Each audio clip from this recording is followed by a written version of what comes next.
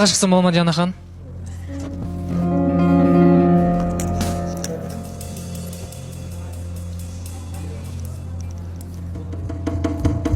Дианахан, кеше көрдік ол сияқты әңгіменің барлығын, қанша күннен бері қарай талқыланып жатқан әңгіме. Енді барлық жағына, барлық нәрселерге тоқтау қойылды, точка қойылды. Енді Ақтөременде болған нәрсені көрдіңіздер.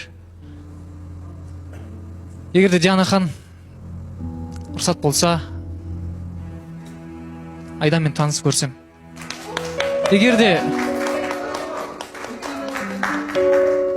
Диана ханым, кеше менің айтқан сөзім бар еді, тағы да қатысушылар арасында сезім ашылып кететін болса, ол адам бірден үміткер болып кетеді.